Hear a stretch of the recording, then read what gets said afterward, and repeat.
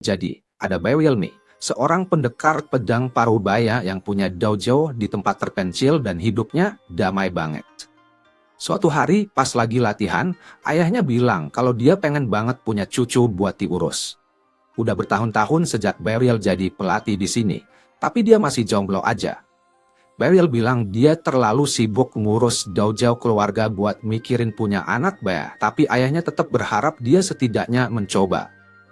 Ayahnya bahkan usul supaya Beryl mencoba mendekati salah satu murid perempuannya biar bisa nikah. Tapi Beryl nggak mau karena alasan etika. Dojo ini udah ada di keluarganya Beryl selama beberapa generasi. Dan dia udah bekerja keras jadi pelatih di sini. Sejak dia menggantikan ayahnya, Beryl punya mimpi besar, kayak jadi ahli pedang terkenal. Tapi walaupun dia lebih jago dari orang rata-rata, dia merasa skillnya belum cukup buat jadi ahli pedang sejati.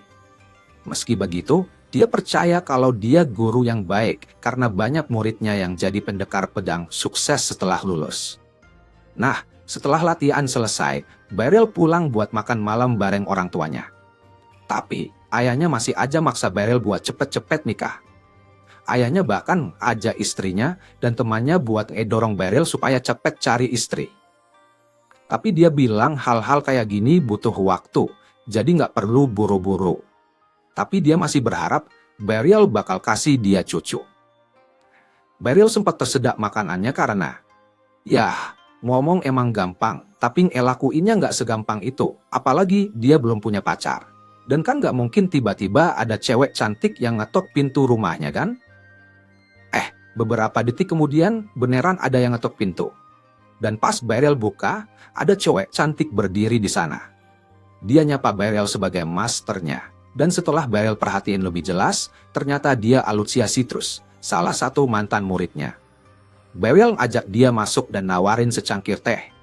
Beryl ingat kalau Alucia dulu adalah murid yang berbakat waktu dia melatihnya. Tapi dia nggak nyangka kalau Alucia bakal jadi komandan pasukan satria kerajaan. Nah, Beryl pun nanya kenapa Alucia datang berkunjung.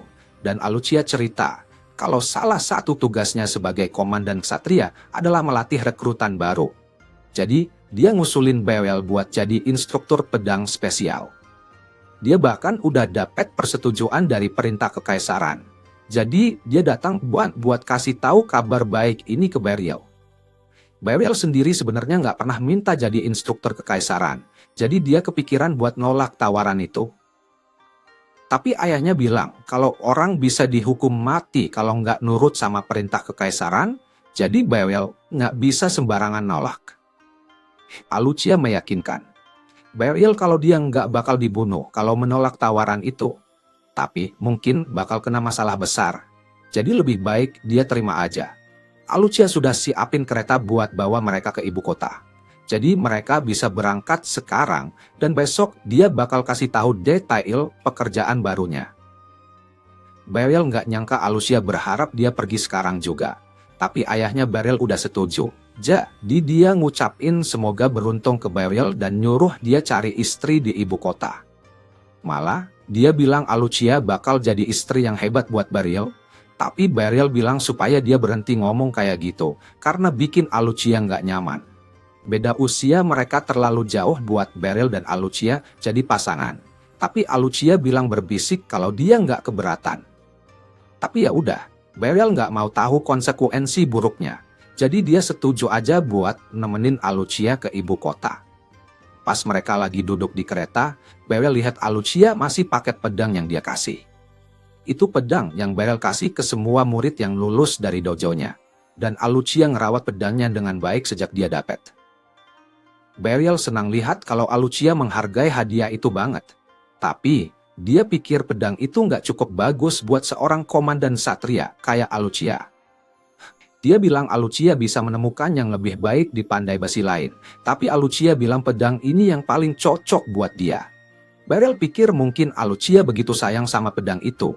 Karena sebagai mantan gurunya, dia masih percaya apapun yang dia dapat dari Beryl itu lebih bagus. Tapi Beryl cuma seorang pendekar biasa. Jadi dia merasa nggak mungkin bisa jadi instruktur khusus. Tiba-tiba, Alucia bilang kalau dia senang banget karena si pendekar pedang dari desa akhirnya datang ke ibu kota. Beryl bingung siapa yang dimaksud Alucia karena dia bukan orang desa dan jelas bukan pendekar pedang. Tapi Alucia bilang dia terkenal di dunia ilmu pedang. Dia udah melatih banyak murid yang akhirnya jadi pendekar pedang legendaris dan petualang. Jadi dia semacam legenda hidup gitu. Tapi Alucia nggak terlalu suka dengan julukan yang dia dapat. Beryl sih merasa cerita itu menarik, tapi dia yakin kalau cuma Alucia yang anggap dia sebagai ahli pedang. Nggak lama kemudian, mereka sampai di ibu kota kerajaan. Alucia lalu menurunkan Beryl di sebuah penginapan supaya dia bisa istirahat, dan Alucia bilang dia bakal jemput Beryl besok pagi. Keesokan harinya, Alucia bawa Beryl ke kastil dan ngenalin dia ke pasukan ksatria. Dia kasih tahu semua rekrutan kalau Beryl itu kuat banget, sampai-sampai dia sendiri aja nggak bakal bisa ngelawan. Jadi mereka seharusnya merasa terhormat punya guru sehebat dia. Tapi, ada beberapa ksatria yang nggak setuju kalau Beryl pantas ada di posisi tinggi kayak gitu. Dan salah satunya benar-benar nggak senang soal ini. Nggak lama kemudian, Beryl ngobrol sama Alucia di lorong. Dan dia ngucapin selamat, karena Beryl udah resmi jadi instruktur khusus. Alucia bilang kalau Beryl cuma perlu datang buat melatih para rekrut 3 atau 4 kali sebulan, jadi nggak bakal terlalu ganggu pelajaran biasanya di dojo. Terus, tiba-tiba ada seorang cewek lari ke arah Beryl. Dan dia tuh saking senangnya ketemu gurunya lagi sampai nggak bisa nahan kegirangannya. Namanya Kuruni, dan dia pernah jadi murid di dojonya Beryl 2 tahun lalu. Beryl ingat banget kalau cita-citanya Kuruni adalah gabung ke pasukan ksatria.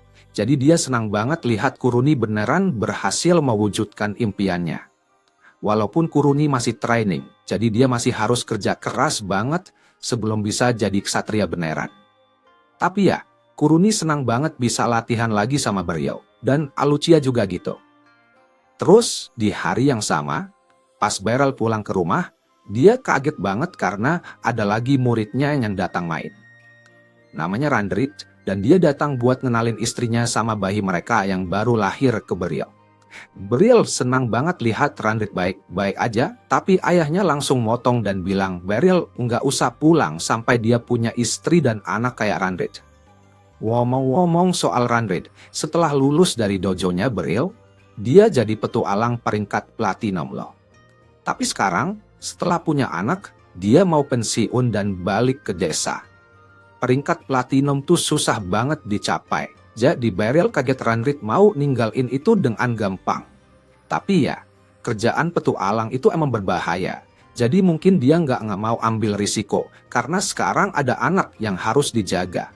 Jadi, waktu Randrit ada di sana, dia janji bakal berusaha keras buat ngurus dojo, tapi Beryl sama sekali nggak ngerti maksudnya apa.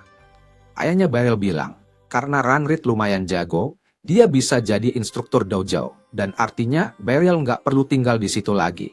Jadi, ayahnya mengusir Beryl, padahal rumah itu punya Beryl. Besoknya, Beryl cerita semua ke Alucia, dan bilang kalau dia harus cari rumah di kota ini. Penginapan yang dia pilih kemarin tuh terlalu mewah buat dia tinggal lama-lama. Jadi dia pengen cari tempat yang lebih terjangkau. Alucia dengan senang hati bantuin dia buat cari tempat tinggal. Dia nanya ke dia kalau dia mau tinggal di rumahnya, tapi Beryl ngerasa itu nggak pantas. Jadi dia nolak, walaupun Alucia kecewa banget. Terus Alucia ngajak Beryl makan siang bareng, karena udah waktunya makan siang, dan Beryl oke aja. Jadi, mereka jalan menuju restoran. Tapi pas lagi jalan, ada yang teriak ke Alucia bilang dia nggak tahu malu jalan. Jalan sama laki-laki dan manggil dia om tanpa mikir. Ternyata cewek itu sama Alucia punya sejarah yang nggak enak. Dan dia ngerasa aneh banget kalau seorang komandan ksatria yang bangga bisa jalan bareng sama cowok random. Beryl dari tadi udah coba nutupin wajahnya biar bisa ngindarin masalah.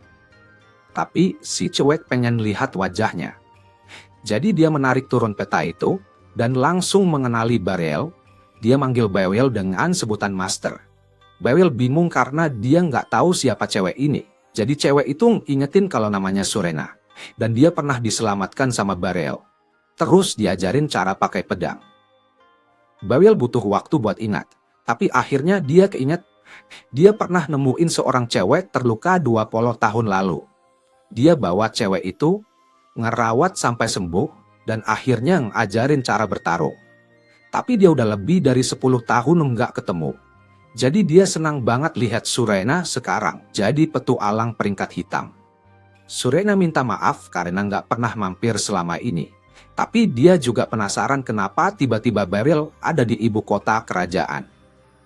Jadi, Alucia cerita kalau Beryl udah ditunjuk jadi instruktur khusus buat Ordo Ksatria, makanya dia pindah ke ibu kota. Dan Alucia ada di sini buat bantuin dia cari penginapan yang pas. Tapi, Surena bilang kalau dia lebih jago soal nyari tempat menginap karena dia kan petualang, udah biasa nginap di penginapan. Akhirnya Alucia dan Surena malah berdebat soal siapa yang lebih cocok nemenin Beryl cari-cari tempat tinggal. Padahal, Beryl sendiri nggak ngerti kenapa mereka berdua saling nggak suka. Tapi, berkat bantuan mereka berdua, Beryl akhirnya bisa nemuin penginapan yang cocok buat dia. Dia pun ngucapin terima kasih ke mereka berdua atas bantuannya. Tapi dia mohon supaya mereka berhenti berantem demi kebaikan dia. Karena dia nggak tahan lagi dengerin teriakan. Karena menghormati Beryl, mereka berdua berhenti berantem dan pulang dengan tenang. Beryl ngeliat mereka dari jendela, dan meskipun dia nggak yakin bakal suka semua hiruk-pikuk kehidupan kota, dia senang karena bakal banyak murid-muridnya yang bisa merawatnya. Besoknya, pasukan kesatria lagi latihan seperti biasa, dan wakil komandan, Henbridge, benar-benar mengalahkan semua orang dengan keahliannya. Setelah mengalahkan lawan latihannya, Alucia tiba-tiba bikin pengumuman dan ngasih tahu semua orang kalau jadwalnya ada yang berubah. Mulai hari ini, bukannya seminggu sekali, Beryl bakal mengajar mereka. Jadi dia berharap mereka kerja lebih keras dari sebelumnya. Beryl bilang ke mereka semua kalau dia senang ada di sini. Tapi sebelum dia bisa mulai pelajaran pertamanya, Henbridge datang dan bilang dia punya sesuatu yang mau disampaikan. Untuk jadi instruktur spesial buat Ordo Ksatria, Beryl harus punya kekuatan tertentu. Jadi dia tantang Beryl buat duel. Henbridge nggak bermaksud nggak sopan. Dia cuma mau pastiin kalau Beryl cukup jago buat posisi itu. Dan sebagai wakil komandan, dia berhak buat minta duel. Jadi Alucia mengizinkannya. Beryl sebenarnya pengen banget berhenti setuju sama hal-hal yang diputusin buat dia. Tapi karena Henbridge sudah menantangnya, dia nggak punya pilihan lain selain siap-siap untuk duel. Henbridge yakin kalau Alucia cuma menganggap Beryl hebat, karena dulu dia gurunya waktu kecil. Tapi itu bukan berarti Beryl cocok jadi instruktur khusus buat Ordo Ksatria. Jadi, Henbridge mau buktiin dengan ngalahin Beryl sekarang juga. Beryl setuju sama Henbridge, karena dia juga ngerasa belum cukup bagus buat pekerjaan ini. Tapi bakal malu-maluin banget buat Alucia kalau orang yang dia rekomendasiin kalah dengan gampang.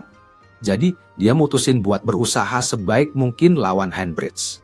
Pertarungan dimulai, dan Henbridge langsung menyerang Beryl. Beryl mulai menangkis serangan itu, dan dia terkejut dengan kekuatan dan kecepatan Henbridge.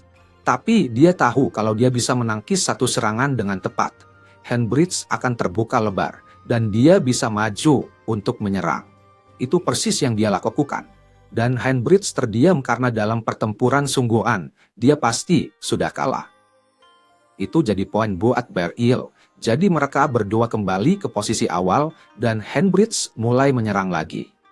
Beryl masih nggak percaya betapa kuatnya Henbridge, tapi semua gerakannya bisa ditebak.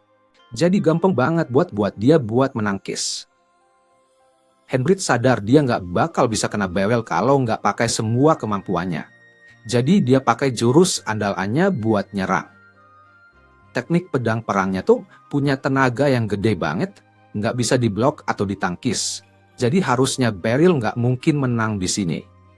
Tapi setelah Henbridge ayunin pedangnya, Beryl tiba-tiba hilang dan muncul lagi di belakangnya dengan pedang di leher Henbridge. Dengan begitu, Beryl resmi menang duel ini dan Henbridge sama sekali nggak marah. Dia malah kagum banget sama skill yang baru aja Beryl tunjukin. dan dia minta maaf karena udah bersikap kasar sebelumnya. Kemudian, Handbridge ngadain pesta buat menyambut Beryl sebagai instruktur baru.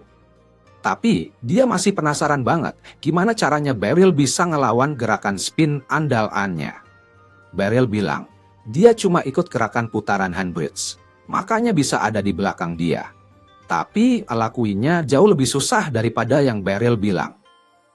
Bagaimanapun, Handbridge dan yang lainnya semangat banget buat latihan bareng